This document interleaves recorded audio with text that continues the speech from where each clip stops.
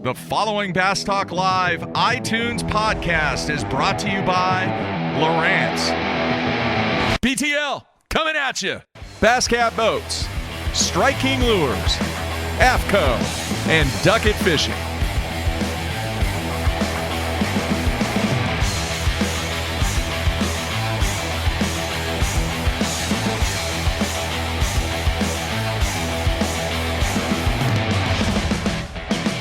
Good Tuesday, everybody. Welcome once again to BTL Bass Talk Live, where we're going to talk bass fishing and anything else that we want to talk about. Yes, a special show.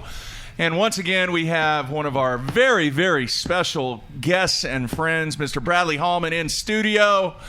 And it's a little chilly, Bradley. It is. Very cold outside. Good to have you here, Mark. Yeah. I was very a lot of people concerned about you last week. I'm feeling better. You guys are telling me I'm looking better. I don't know about that. I don't know how bad you can cure ugly, but that's the case right now. Hopefully, I will continue to regain some strength and improve every single day. But, man, can't thank you enough for taking time. Once again, I know a lot of fans out there really, really like when you're in studio. And Matt and I, we kind of got back in the groove a little bit yesterday, talked a little football, talked a little FLW, and kind of cross paths with several things that are going on in the world today. But I mentioned on the show yesterday, you were planning on going to the Cleveland Browns Arizona Cardinal games, correct? That's right. So what happened? Well, we'd had tickets for almost a year since Kyler was drafted, I believe, and then we saw that on the schedule like a lot of people here in Oklahoma. If you're not a football fan, number one pick versus number one pick, quarterback, right. Baker Mayfield, Kyler Murray, both of them Oklahoma Heisman-winning quarterbacks that were drafted one, playing each other in the desert. Right, so a lot of the Sooner fans were like, hey, we want that ticket. And we're good friends with Mike Fletcher up at Totally Tickets, and we planned a trip with him and his beautiful wife, Whitney. And so we've been looking forward to it all year, and we're supposed to leave last Friday. Thursday night, we were actually supposed to meet Whitney and Mike Fletcher for a bow tie ball. Cal Ripken was in town. That's big time. And that was the plan. So I was rushing home to get all the kids to the house, and a babysitter coming over, and maybe my 15-year-old could wrangle them. But anyway, that all got cut short with a phone call that nobody wants to get in life. And it was actually a guy that I didn't know. Had got a phone call from my 15-year-old daughter's cell phone, and it was an emergency paramedic, and they were on the side of the interstate and had been involved in a 4-car accident on the interstate. So that brought everything to a halt, and we spent Thursday night in the emergency room. But luckily, everybody's okay. My wife did have a broken hand, and we had surgery on that yesterday. So she's healing up, and the 4-year-old was in the car with her too. Had a little road rash from the 5-point harness, but those things work, guys. No doubt, those things work. Wow. And my 15-year-old daughter had a little knee issue, but she's in a little knee brace and limping around. I think she's going to be just fine. All right. Well, that's a good thing everybody's okay on this. Matt, I have to ask. I'm going to ask him. I don't know how upset he's going to get. Did you DVR the game?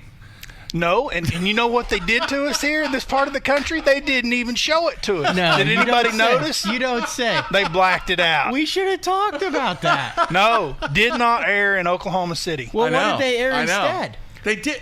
It was a 3 o'clock game. Duh! I'm being facetious here, Mark. No, I don't think it was. Was it the MLF? Yes. That aired at the same time? It was the MLF. Wow. Yeah. Baker and Kyler are pretty big names. Yeah. Especially around here. But, they didn't air it here. And so you had to have the NFL ticket, I guess, if you were going to watch. There was a lot of upset people, man. Yep. A ton of upset people. And we made the comment yesterday in the discussion. There was a lot of people that got exposed to fishing yesterday.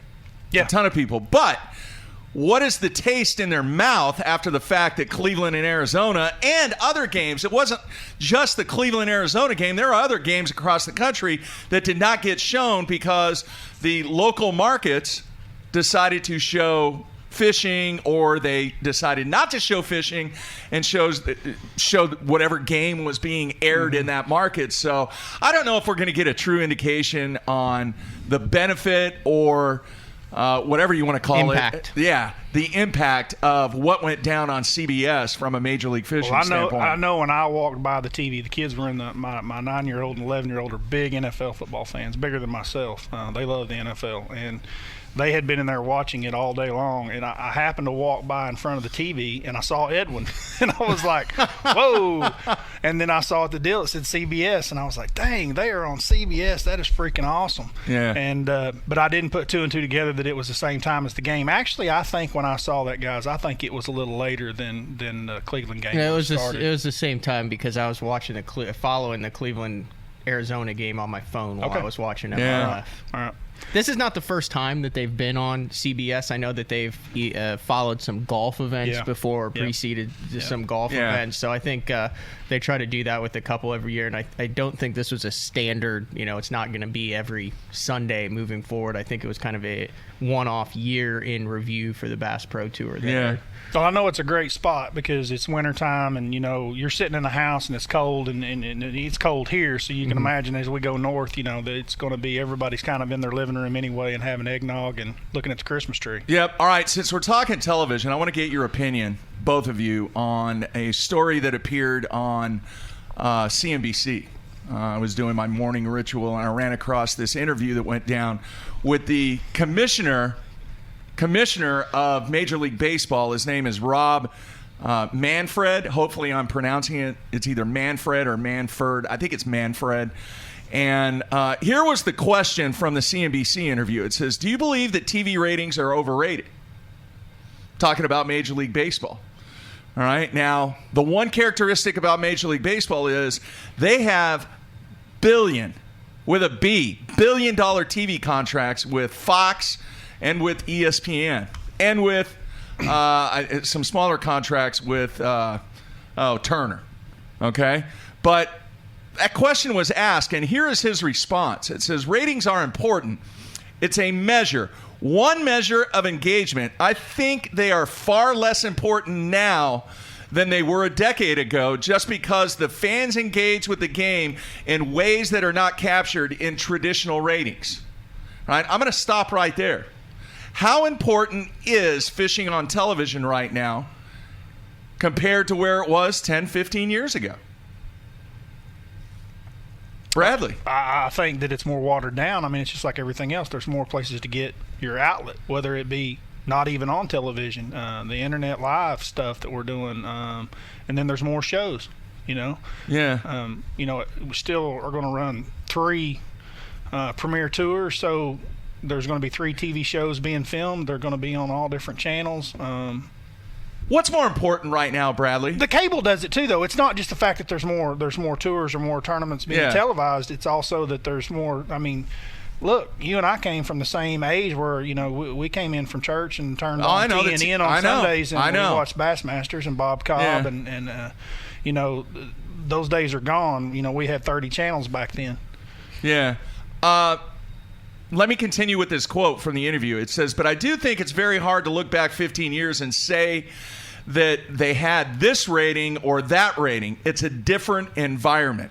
Has the environment changed the way that this game is being positioned to the fans and for the purpose of the sponsors? In other words, we made a big deal, and I think it is a big deal for this fishing thing to be on CBS. Mm-hmm. You guys agree with that? 100%. All right. But how important is that to the industry itself? I'm talking about all 3 entities, the sponsors, the anglers, and the fans. Right. To have that and spend an enormous amount of money putting that product on television, is it more beneficial because of the dynamic and the way that media has changed to put more emphasis away from television? What are your thoughts? Go ahead, Matthew. I mean, you really have to have the endemic versus non-endemic talk here. So I think the television is going to be much more valuable for a non-endemic, like the Venmo on Brent Ehrler's hat during the TV show, where you don't have to explain what it is, and it's just a logo that subconsciously you digest. When it comes to the endemics, the value is going to be based in the return on their investment that they see after the show, and if they can tell that their sales have increased, or there's more hits on their website, or there's more social media action about it. And I don't think you can immediately say that until the numbers are out on how impactful it is on the endemic side.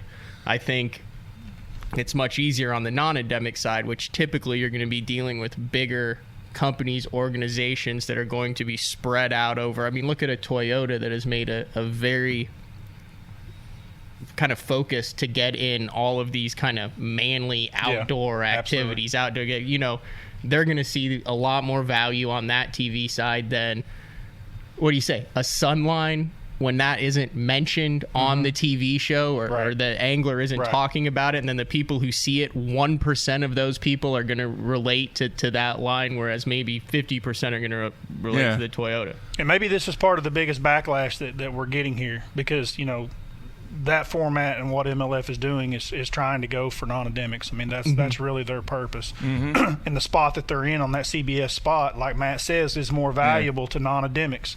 I mean, I could see Toyota or a lot of other non-endemics, you know, advertising with them. Toyota's a bad example. All right, now one other question. One other question that he was asked, the commissioner of Major League Baseball. Here's the question. It says, on the digital side, the league's ballpark pass option seems to be popular. Where do you see it going, and what would you like for the 30 teams to offer from a subscription plan? Here's my question on that. Okay, and what Major League Baseball has done is they've made these digital packages available for multiple teams across Major League Baseball. What if you had a situation, and do you think that the leagues, all leagues, I'm talking the fishing leagues, the 3 that are out there now, do you think we are ever going to see a situation where Bradley Hallman is able to actually sell the content that is being created and package that content to where if you wanted to, you could put a camera in your boat, just like I know it's been done, and I know you're going to mention it, Matt, about what David Dudley and some of the other guys have done on Facebook. But what I'm saying is, are we at the point where you can fully package something together to where somebody, if they want to, can watch Bradley Hallman every single time that he is on the water trying to make a living? No, we're not at that point. Why is that? Is it just too complicated? Is it not marketable? Is this game not in a position to where the financial rewards or the financial results of companies getting involved with individual anglers and putting together digital packages to where it's your company, all right? It's your business. Right. Yeah, you're performing on a platform, but is anybody out there specifically sold the rights to where that digital live product can be positioned in this marketplace? Wait, I'm confused. So What? Okay, this theory. So Brad's fishing the Bassmaster Opens. He wants to stream everything. Everything. And he would then, Bass would allow him to use their platform. Yeah. But then you would pay a subscription fee to be able to watch Or Brad? he could get paid by sponsors to support that and make it free available content from a digital perspective. I don't know, guys. I mean, it seems like a hard sell to me. I'm thinking of Kevin. You know, Kevin would be the one that Scott. I would think, or Scott would be the one that they could sell that spot. You know, they probably could, a very small number, but then you're keeping away from what they're already giving away free. Yeah. Well, and I say they're giving away free. They're not giving away free. They're paid by their sponsors and other companies that they're associated with to represent those companies on a public, free forum. I don't see that changing, no. Because people have already been conditioned. There's Absolutely. too much free information out there. Absolutely. It's not going to happen. Plus, you look at the numbers that Carl and David Dudley and those guys get on their Facebook or the YouTube when they're streaming it live. And I mean, you rarely see more than 1,000 people watching it. It bounces between a couple hundred and 600 or 700, which is still, I mean, good number. That's a lot of people watching a guy fish. But I do think that the fishing industry is going in the same direction that all of sports are going, where people want it on demand. They want it at the end of their finger at their convenience. Let me say this about the TV, and I'm in that age where I started with the TV and the Bassmasters. I mean, watching the classic show and the Bassmasters on ESPN before there was the live coverage. But I'll use this as an example. Brandon Cobb, Lake Fork this year, catches that monster fish off of the bed. let's go back the year before live was. Brandon would come in, he would talk about how amazing this catch was. There would be some still photos of it, and they would say, you can't wait till the live show comes out till you can see how this can go down. Yeah. Everyone would be like, dude, we got to see this. Look at the Century Belt. It's 100 pounds. You got guys catching 30 pounds. Yeah. Let's fast forward to this year now. Cobb hooks that fish. It's on live.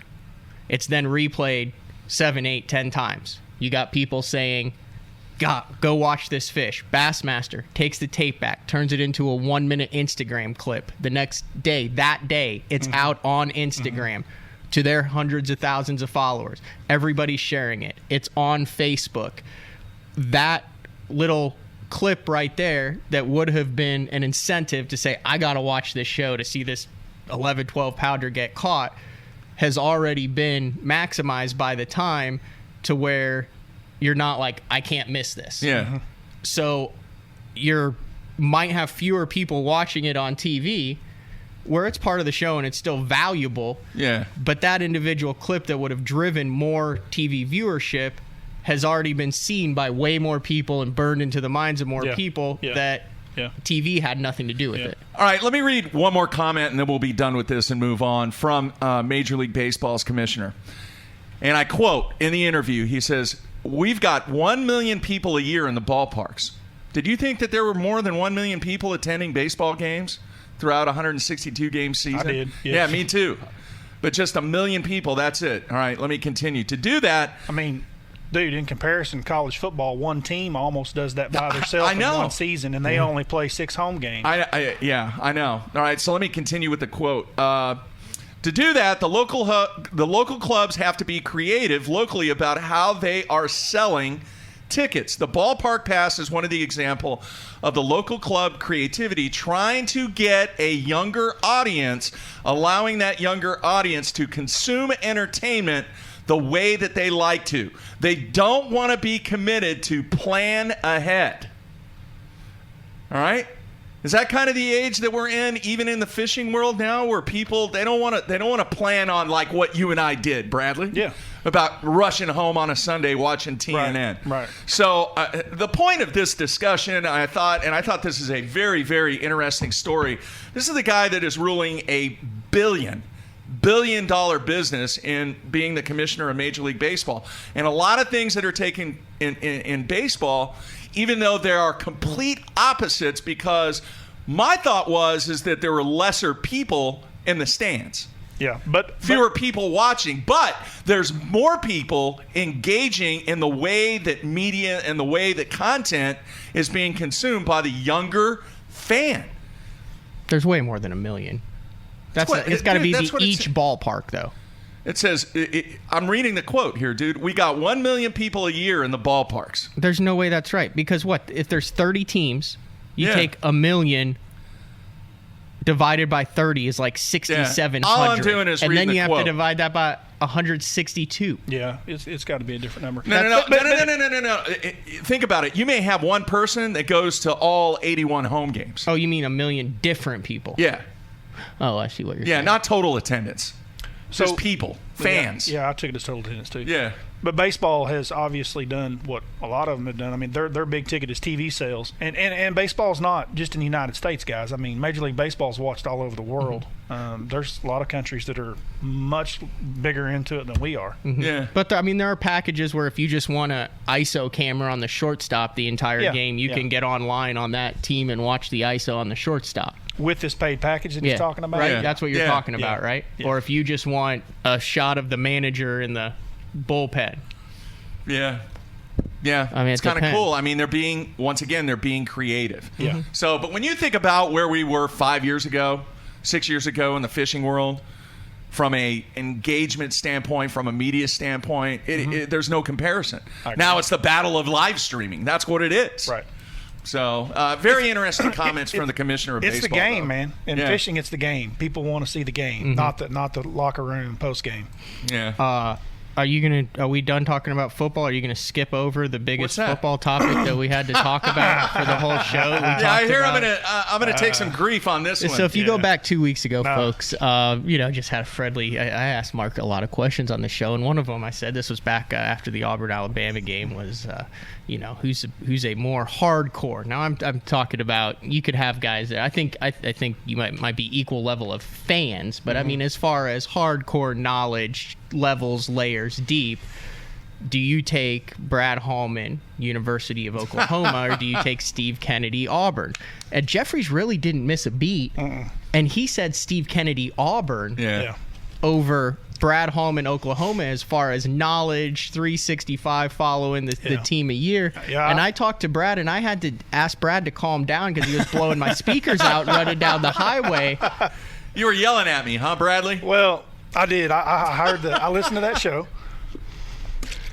What I can tell you is that Oklahoma played Auburn in the Sugar Bowl 5 years ago. Does that sound right, Mark? 4 or 5 years ago? Probably 5 years ago. It was the year that we did not go to the playoffs. So, we've been 4 years, so it was in that split year. But anyway, we still made the Sugar Bowl. We were Big 12 champions, and we played Auburn. And I believe Auburn was runner-up in the SEC that year. Anyway, we played Auburn, and somewhere halfway through the game, my wife and I were sitting there on the couch watching the game, and she said, I wonder if Julia Kennedy's watching the game, her and Steve. I said, I don't know. Shoot them a text. She fires off a text to them. They're at the movie theater, guys. Oh! They're not even at the game, not watching the game, nothing.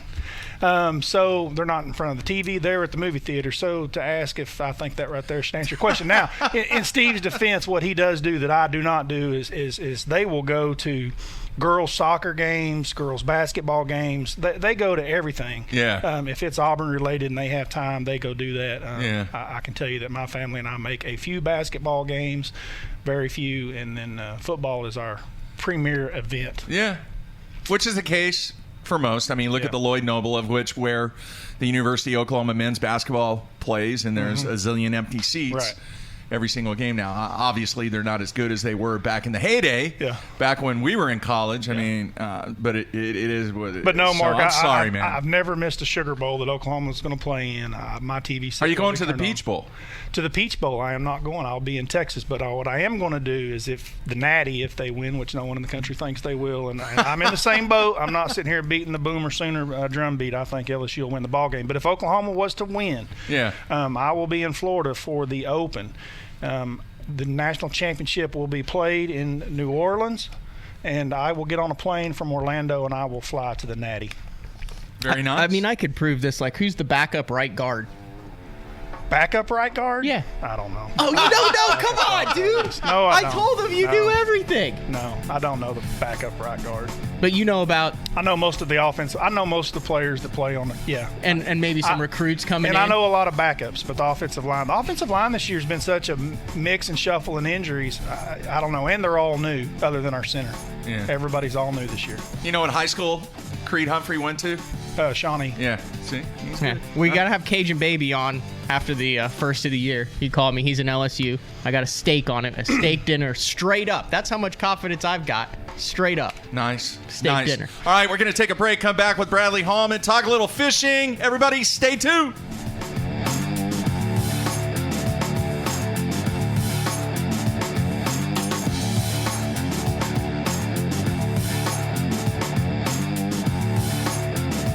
Serious about catching fish, that HDS is a dead giveaway.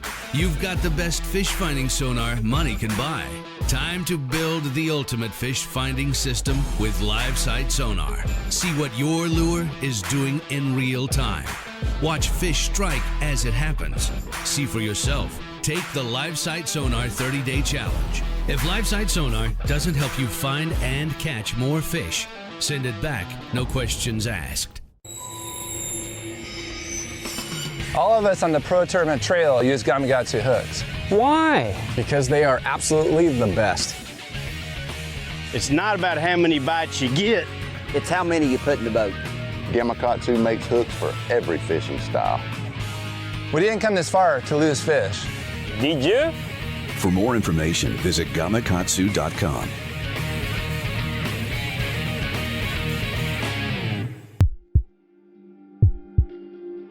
We've paired one of the most iconic hulls in the history of bass boats with a proven lineup of trusted accessories. We're bringing you best-in-class value and performance, leaving others in your wake. Turnkey value, turnkey performance. The Pantera 2 is an overachiever in the 19-foot category. Once you hit the throttle, you'll feel the rush, and there's no looking back. I want to share with you a new product we got coming out from Sunline. This is the FC leader size spools that we have now. We've gotten a lot of requests for this. A lot of you guys use fluorocarbon for leaders only, myself included. And one of the problems you have is when you have a 200-yard spool, that might last you 2, 3, 4 years. You might even lose it before you even get done with the spool. So we've gone to a little smaller spool. These are 50-yard spool sizes. You know, that way you're not holding your line on forever. You can keep your line fresh, use it when you can, stores real easily in the boat. We got all of our popular line sizes that you're used to with our Sniper from 5 to 14 pound. If you guys are looking for a line that you're only tying for a leader, go check out Sunline FC Leader 100% fluorocarbon and give it a try. Blue Water by TH Marine. Offering LED lighting solutions for your boat, trailer, truck, ATV, and so much more. Engineered and built to be rugged with waterproof and submersible options.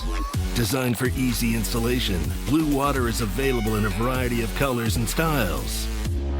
All backed by a limited lifetime warranty. Blue Water by TH Marine.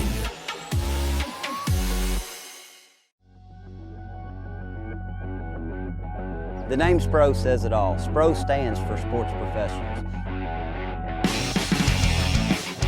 When you look at the pro staff that SPRO has brought on board over the past 15 years, it's been pretty incredible. I mean, one got it just then. From the development of the Rock Crawler to the McStick, from the Fat Papa to the Little John series, when you tie a SPRO bait on, you know it's been designed by a professional to get the job done. At Duckett Fishing, we have assembled the top pros in the country to help us design rods to give you a competitive advantage. Castability, strength, durability, action, sensitivity, weight and balance, and consistency. Combine that with the best warranty in the industry, and you have rods that are pro-driven. Duckett Fishing, pro-driven. I got my power pole down,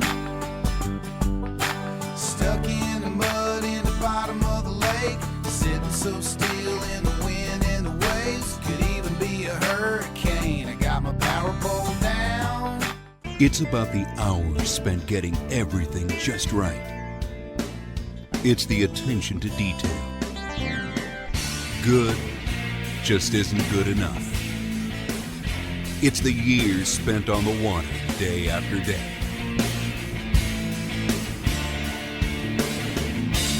When you tie on a bait by Strike King, you're standing on the shoulders of legends. Meet AFTCO's iCast award-winning Hydronaut waterproof system. Hydronaut features a 20K 100% waterproof shell, double dry cuffs to keep water out, speed vent hood engineered to prevent neck strain at high rates of speed, AFTCO exclusive Cyclops tactical camera mount, Comfort Flex shoulder straps for all-day comfort, outerwear that you can count on. The Hydronaut waterproof system by AFTCO. Any fish, any water.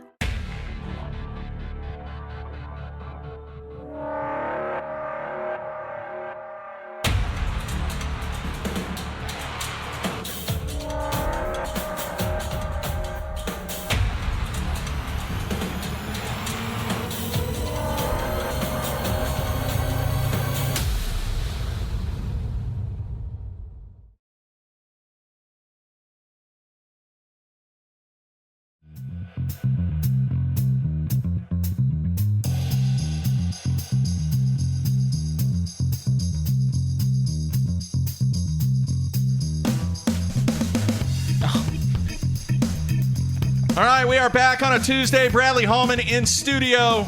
I just forgot. What's that? Well, we had a very heated, educated discussion over the break. Well, if you've noticed, we've got the fuzzy mic and Brad's GoPro in studio. We've talked about on the show how Brad went from being computer illiterate 2 years ago to having 5 GoPros, a YouTube channel, an Instagram. He's all over social media now. So he's like, hey, I'm bringing some cameras in to do a kind of a cut edit of what goes on. Yeah, you're always looking for ideas, and I wanted to shoot a behind-the-scenes BTL studio live. That's what I wanted to shoot. And actually, folks, I carried in the camera this morning with it on without even asking Mark yet. I did hit finger up, but Marcus was just fine with it. I was a little nervous when he saw the little red light blinking. Hey, but did you get all the bowling stuff in there? We're going to. Oh, okay. So we're going to do all the B-roll later. Show him the book that I showed you when we got in. We forgot to mention this yesterday. One of our listeners, John Sajak. Yeah, and they sent it to my old address. I had to go to my old house to pick it up. It's called the Baby Bass ABCs. What did he write on the end? He gave one to Mark that said, longtime BTL, maybe to something to share with future grandkids. Yeah. That's got to be coming up soon. Yeah, What do you write on mine? For someday. So Brad, he's got let me have mine. He's got a 4-year-old little girl. So I told Brad he could borrow it for 7 to 15 years until that someday arrives for me. Wow. All right. I want to. Yeah, it's really cool too. Like, just read the first 2 pages in there, Mark. Baby Bass ABCs. Let's see here. A is for anchor. It helps keep the boat in place. B is for buzzbait. Can you say buzz? That's enough. That's your favorite page. You don't got to read past B. All right, very cool, though. We need to write this thing because F is definitely for flipping, not for frog. Jeez. All right, I want to let everybody know tomorrow Bradley will be back in studio with us, and then we're going to have a special guest. Rick Pierce is coming on the show tomorrow, and he's going to give us hopefully some insight on his thoughts on the status of professional fishing and some of the things that sponsors are dealing with in dealing with multiple leagues. And Rick has been in this game for, who knows, man, 50 years, maybe 40, 50 years. And he has some incredible stories about some of the experiences that he has had in the professional angling business over the years. So really looking forward to having Rick on tomorrow. The other thing that I'm working on, with so much discussion about sponsorships and advertising and, trying to sell this brand and trying to sell what people are trying to accomplish in professional fishing, I'm working really hard to get somebody from a very well-established ad agency on here to talk about the positioning of the companies that they represent in the professional fishing world. So that's something that I want to try and get done. And then I also want to mention the first week of January, we're going to have 2 special guests, both of them with big announcements. The shows are already booked on some changes for them in 2020. So kind of a tease there, Matthew. Like sponsor changes? Yeah. Anglers? Yeah. Well-known anglers? Oh, yeah. Yeah. Big sponsor changes. Yeah, big ones. Like what Cool. they've... Yeah. Lures, rods, reels, boats, tours. What are we talking about here? I mean, just give us a little... No, I can't say, man. Something you wear, something you hold in your hands? It's something you use. Well, that doesn't narrow it down. Everything that you just literally listed. use everything. Yeah. So very, very cool stuff. And then a new look is coming in 2020 for BTL. Not necessarily for the studio. The studio's rock solid. But we're going to have a little bit more functionality on the website going into 2020 with a little bit more video content and clips from the shows and kind of some behind-the-scenes stuff and everything. So very excited about things coming up in 2020. All right, Bradley, I want to know, and we may get into this a little bit in the coming weeks, but you mentioned it earlier on the show. Dude, your first tournament not too far away. Yeah, there's actually a larger gap between my first and second tournament than there is between right now and my first. Yeah. So there's going to be some juggling, obviously, with Christmas and family stuff, too. So you have so much going on from a family perspective, the holidays, trying to get ready. Is this somewhat unique compared to other situations when you were trying to get ready for your FLW tour stops? Is it logistically? Is it time? I mean, what are you doing to get ready for your first event that's coming up very quickly? It's basically been the same thing for years. I mean, even when it was Elite Series stuff, you were getting boats in last minute. Everybody goes through this. Then you're trying to get boat wraps in those days, for me personally, and it's always been a juggle. Last year, it was basically packing everything up to start the year off at a Costa that was basically the day after New Year's. Yeah. On Lake Amistad last year. So we're pretty used to this, traveling the country, and it seems like, there's only so many dates in the calendar that these tournament organizations can get the days in.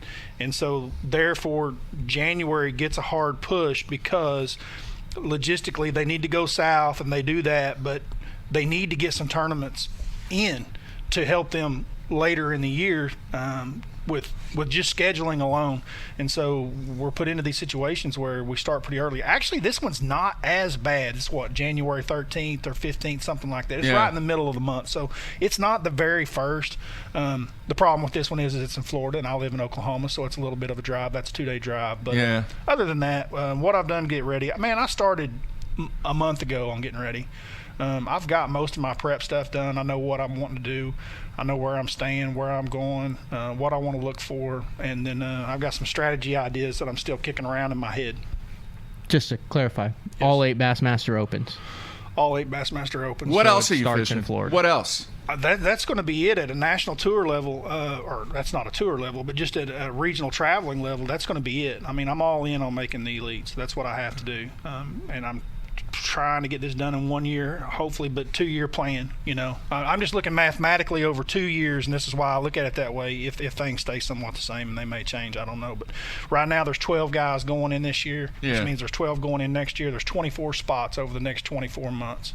Yeah. And so I've got to get one of those spots. All right. Andy in Indiana wants to know, do you rig your own boat? Yeah, I have in years. There were years that I was mandatory that I did it every year. I will tell you now, last year was the first year that Phoenix did it 100%. They have a couple people inside the factory that really focus on our particular boats. Yeah. And he is really, really, really good. And so, do you have his cell number? Oh yeah, absolutely. There's 2 or 3 of them that I have theirs and they have mine, and there's a couple of conversations that go back and forth. But this year and last year, my boats come completely done from factory. Yeah. Real quick, then, a lot of guys getting new boats around here. Yep. 3, regardless of what brand, kind, type, maybe new, used, whatever. Guy gets a new boat going into a new season. 3 things that he can do by himself that will help him out throughout the year that you would recommend. 3 things that he can do as far as rigging on a brand new boat. Yeah. That you would think would be beneficial, or maybe even 1 or 2. Well, here's the problem. Just back 5-10 years ago, the grass were a lot easier to install. There wasn't as much to them. There's a lot more to them now in networks, and we're running more grass than we used to be running. Number 1, put in your own batteries. That's a simple one. That hasn't changed. You can put in your own batteries, know your battery configuration, know how to make a 36-volt system, know how to make a 12-volt system even if you're using 2 batteries in parallel.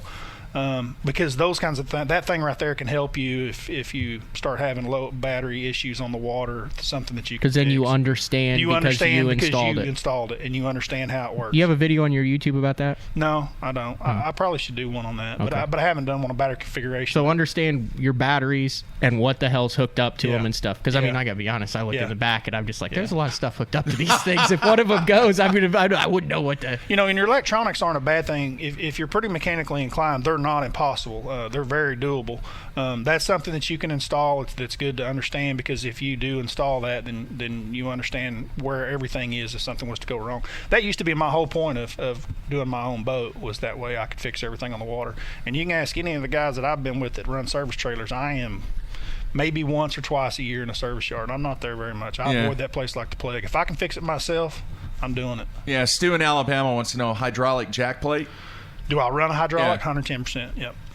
All right. Frank in Michigan wants to know, do you think you're going to have more pressure on you this year because of what's on the line than any other previous years? Probably. Just because I know what I need to get done. But then some aspect, just because of my age and how long I've been doing this, it's not like, I don't feel like just pressure. Yeah. Just because of where I am in my life. Like, I mean, I'm going to enjoy some of it. I'm not just going to be just, but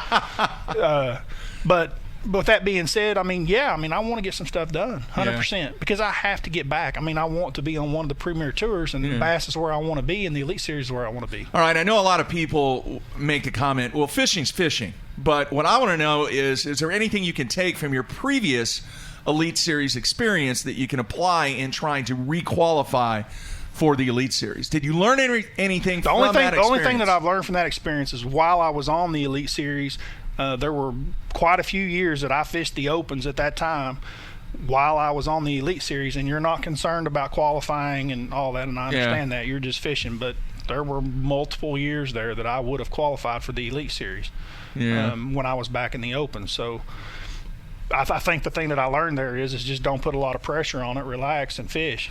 I'm going to make this comment, and I don't know how much validity is in it. Matt, you may be able to reinforce this, but the time and that first year that you were out on the Elite Series, we actually roomed together. That is correct. All right, and I saw the mental capacity in this game.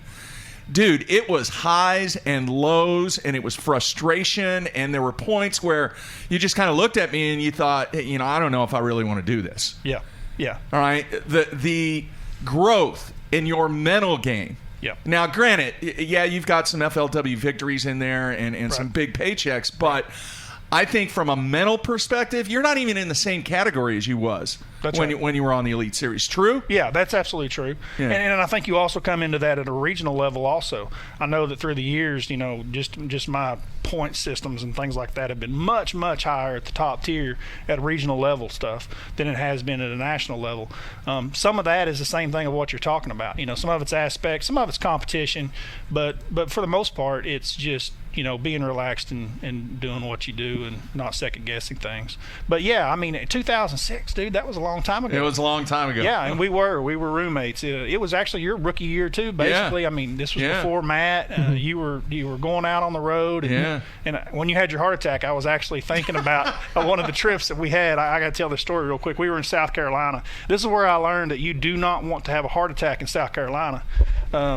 Mark was up working late. This was usually our routine. I would go to bed early because I got up and went and fished. He would do most of his interviews and stuff in the evenings after weigh-ins and stuff. So he would come in at night, and he'd have to work late at night, 2, 3 in the morning, and then turn around and get up our first thing in the morning. Dude, he was doing this all by himself. I did it for 8 years with him. Right. Yeah. So he's over there working, and he hadn't eaten anything, and I'm kind of feeling bad for him. I'm like, hey, man, do you mean to run and get you something to eat? And he's like, dude, I would love just a burger. I don't need anything else. Just bring me a burger. And he's over there, so he wants his burger. So I go to Sonic. There is one person in line at Sonic 1, and I pull up, and I guarantee you I waited 45 minutes for one cheeseburger from Sonic in South Carolina, and I thought, God, do not die of a heart attack here, or have a heart attack here, because you'll die waiting on the ambulance. I guarantee you will die before they get there. Yeah, man, those are some fun times. Let me ask a question. So you ran a Bass Zone wrap. I did. How did that come about? Did you pay him a ton of money? What? How does? Big bucks, dude. Big bucks. I've always been curious about how that went down, because when I first started working or interning for Mark, I remember I thought it was so badass that Jeffries had a Bass Zone wrap on the Elite Series, and he must be big league. That was back when you saw a guy with a wrap, and I was looking back there. It's a Littner and a Ken Cook jersey, not a Holman jersey. I know, but I ran that jersey too. Yeah. Pull that Littner jersey out of there. So Littner and I both had that same shirt. Yeah. That. Littner wore it in the Classic one year. Right. Yep. But you had the full wrap. Yeah. So how does that come about? Well, they all came about for the same reason. Skeeter was a sponsor of his. Skeeter was a sponsor of Littner, and Skeeter was a sponsor of mine. That's how that all went down. So that whole thing. So what? Tied you together. Needed a wrap, and Mark just covered the wrap for you? No, it was tied into Skeeter. Oh, okay, I got you. It was like a dual branding. Yeah, it was part of my Skeeter contract. Okay, cool. Yep. Yeah. You got in with them then. Well, that was back, I think, Darren Cole was there. Yeah. Okay. Really good friend. Yep. So that's how that whole thing went down. All right. We need to show some of Jeffrey's old raps. Some of his personal raps. Oh, the yeah. Purple That's and why yellow. I don't have raps anymore. What dude. colors did you? What was your main colors when you started? Purple. Yellow, and blue. Black. Purple, yellow, and black. Yeah. And you had a purple wrapped boat. Yeah. With a yellow and black bass zone. Yeah. Were you involved? You were involved with the Lake Fork thing too. Do you remember that?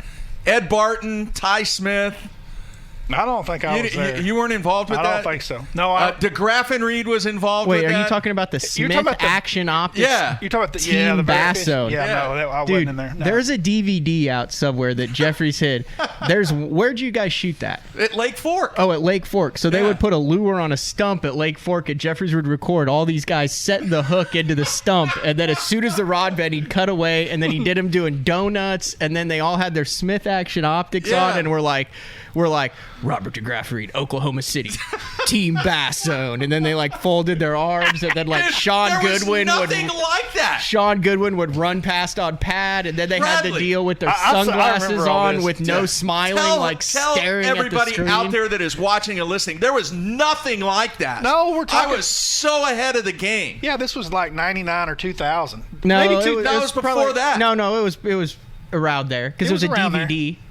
It was I'm telling you, 99. I think it I was got a 98. copy of it. Who was it? So it was Sean Goodwin, Yeah. Sean Goodwin, Ed Barton. Ty Smith, Yeah. Smith. Robert DeGraff and Reed, Glenn Cunningham. Glenn Cunningham, Keith Blackstone. Keith Blackstone.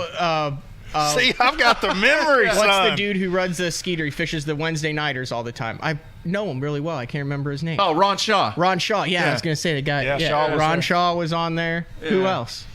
Man, you've named them all. I think that's about it. I mean, Yeah. that's all I can remember. There might But have been- dude, it was so cool because it was so ahead of anything that anybody else was doing. How'd you come up with that? I just thought of it. I was just like, hey, let's go. Oh, something came Yeah. up last night thinking. So what was the this is bizarre. So what do you always say the your slogan is about the websites? The 3 E's. Oh, engagement, education, and Entertain. entertain. Yeah. Yeah. So I was at the movies and Yeah. I see a poster that says entertain, educate, and engage on it. They stole it from me. And it man. says plan a school field trip at your local Cinemark theater. Wow. And it's look, I took a picture of it. I was like, That's it. I've heard Entertain, those engage. 3 Yeah. E's before. Yeah, that's from a long time ago. And then I too. turn around and there's just a big sign that says whiff 'em. No, I'm just kidding. Mark's always been an originator, just like this show, just like everything else. I mean, he's always had a very good mind for right. starting How things did we new. get off I on don't that know. It was a track? good segment, though. All right, Josh wants to know, what is the one event you're looking forward to the most this year, Bradley? I always look forward to the first one more than any of them, just to kind of get things started, get our feet wet. Yep. Really? Does it have to do with that you've won in Florida before? Or? No, but I always do enjoy fishing in Florida because it's it's shallow, it's visual, it's a lot of things that I like. Let me ask you this. Your goal that you've stated is to qualify for the Elite Series. Right. You haven't really talked about, I want to make the Classic. I want to win an event. You're going into the first event of the year, and you think, Hey. listen, this hypothetical. You think you have a 10% chance to win on a pattern or a 50% chance to get a top 20 on a pattern but not win. Which one are you taking? I think you know me well enough that what I'm probably going to. I mean, 10%. You know what I'm saying. But I mean, we don't ever look at anything like that. Are you going but to dude, take risks, or you gonna? if the doors and the light bulbs come on that's big fish and the right potential, I'm going to go for it. Here, let me take you back because this is reality. I mean, we all know how I am in points sometimes, and it can get pretty stupid. I mean, whether there's 4 events, I could have 3 top 20s and then 195th out Right. of 200 boats on one day. So, and I know that that's realistic for me. My wife also knows that's realistic of me, and she was getting ready for work one morning, and she was quizzing me. She was like, "So, is it a win and you're in? You'd be on the elites?" And I said, "No, they don't do any of that." And she said, "Well, if you win one, is it what?" And I said, "Well, actually, if you win one, it is a classic spot." She says, "If you won that, would you be on the elites?" And I was like, "Never thought of that. You're right." But the season starts before the Classic. We're talking about a 2-year plan here. Oh, okay. So there is a back door also to qualify that way. Yeah. You get okay. You see what I'm saying? Yeah, no. So I understand what you're saying. So format-wise, and I don't know if many people understand this. So there's 2 divisions, the Central and the Eastern Division. 4 tournaments. There's no Angler of the Year championship. Right. They take the top 4 anglers in each division. After the 4 tournaments, they get an Elite Series invite. Then, this is new for this year, they took all of the anglers who signed up for all 8 opens. Rumor is there's around 50 of those guys. It's a full tour schedule. I mean, you look, Brad's going to be driving to New York, back, Florida, back, Hartwell, back, Texas, Oklahoma, all over the map. Yeah.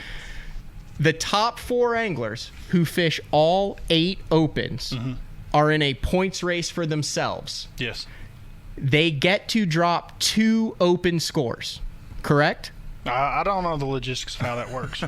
The way, and this is wrong, but I think you get to drop 2 open scores. So let's say you have 6 top 10s and 2 180ths. You get to drop this only works in the combined. Just for the guys fishing all 8. Okay. So the guys just fishing 4. There's no No, drop you tournament. get no drops. But all 8, then it's the incentive to continue fishing all 8, because let's say you tank 1 or 2, I mean, you're not going to continue fishing them. Yeah. But that way you could fish all 8, and then the top 4 in the points out of the number of anglers who fished all 8 that are in a race against themselves, they get an Elite Series invite after they drop their 2. So Brad can qualify for the Elite Series through the Eastern Open exclusively, through the Central Open exclusively, or through combined his top 6 finishes in both divisions, assuming you fish all 8. I still like the win that my wife had better.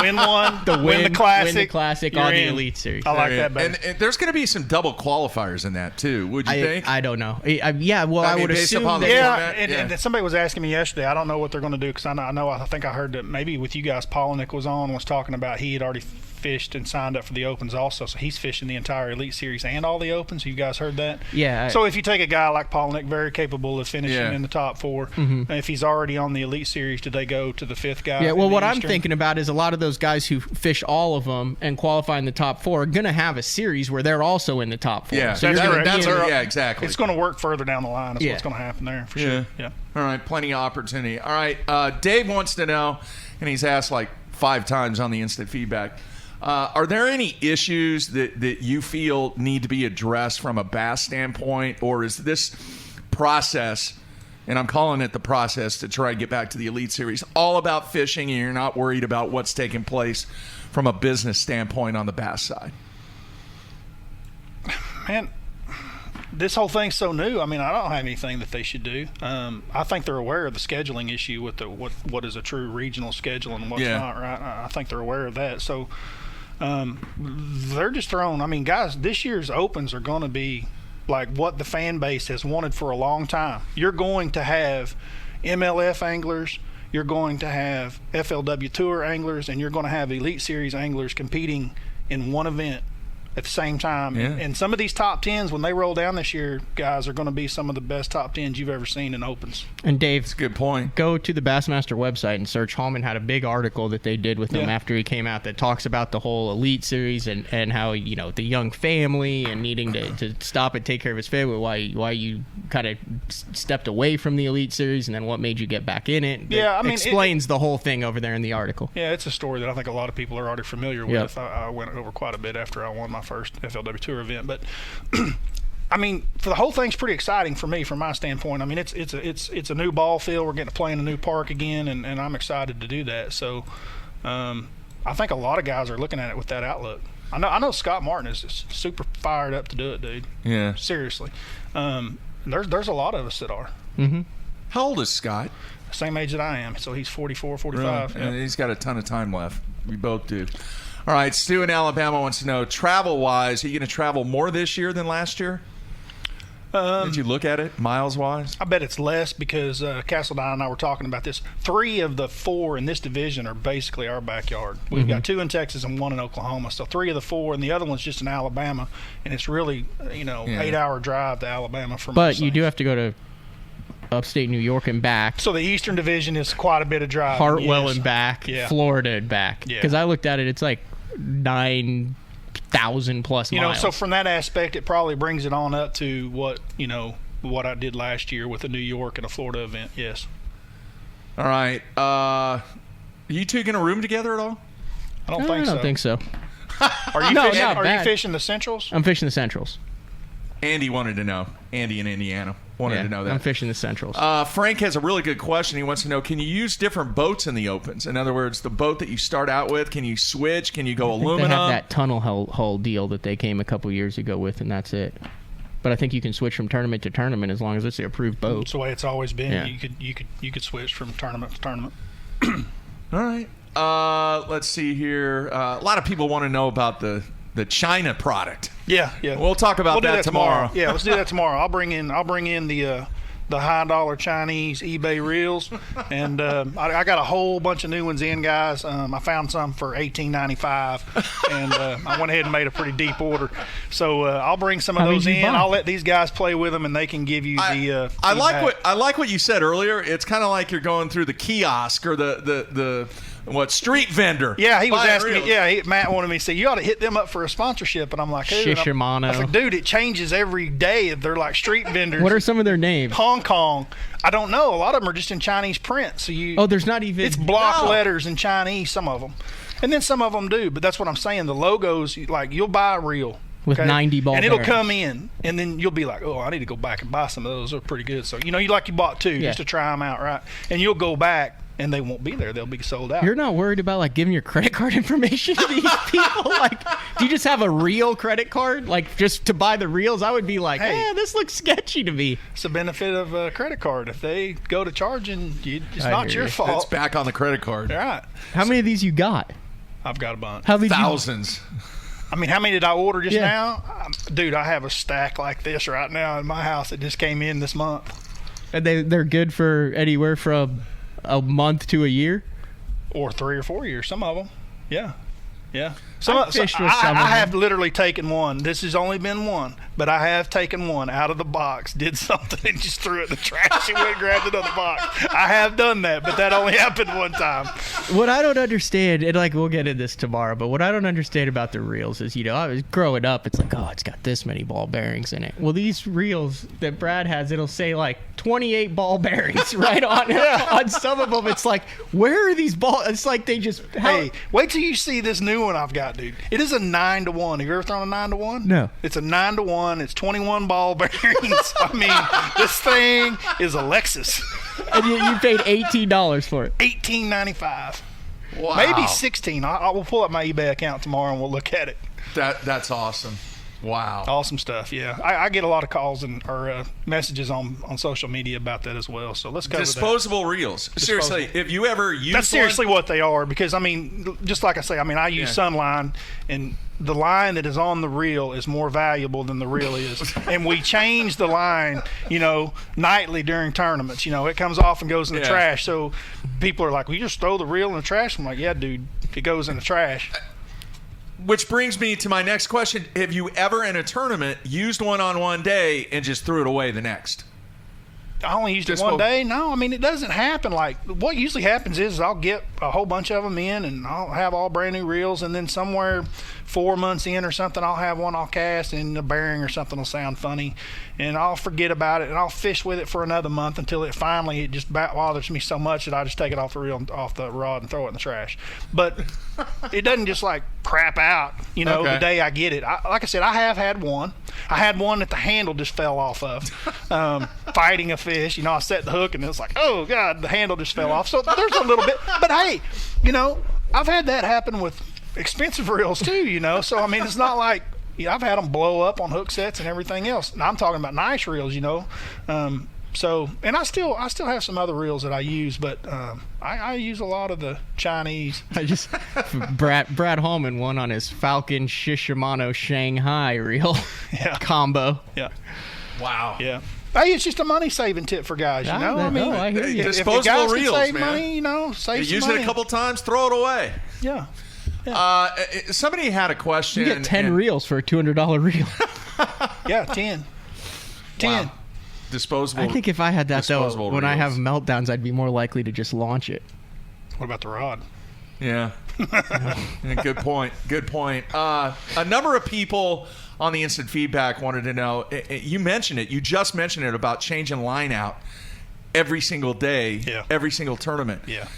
Is that a necessary thing for a weekend guy, or is that just more a confidence thing? It is torture upon myself. Not all of us change our line. I was talking to Castledine just the other day. He does not change. I mean, like if he puts on new line, he's fishing the entire event with the same fluorocarbon. Me, I've tried it, and I'm just telling you from experience that if something goes wrong the next day and I set the hook and my line happens to snap and the hook set somewhere between my rod and that fish, I personally can't live with myself. I feel like it's because I didn't put forth the effort I needed to make sure that I could eliminate everything that I could. And so therefore, if I just make 2 or 3 casts with it, I'm not putting new line on it. Yeah. But if I fish with one a quarter or a half of the day, it's getting new line. Everyone is different. I know that I stayed with Brian Thrift. That guy goes through more line than anyone I've ever seen.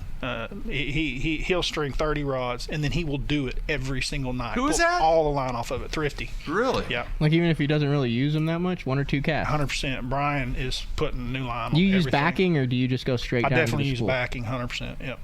Like what, 20-pound mono, fluoro, something? Just I don't care what it is. You just, as long as it's not braid. Don't let Yeah. guys make that mistake because the braid slips on your spool, so don't ever do that. But yeah, fluorocarbon, mono, doesn't matter. You use all the different kinds? Like, Yes. I mean, there's 15, 20 different types of sunline out there. You use... Yeah, I like the crank really well.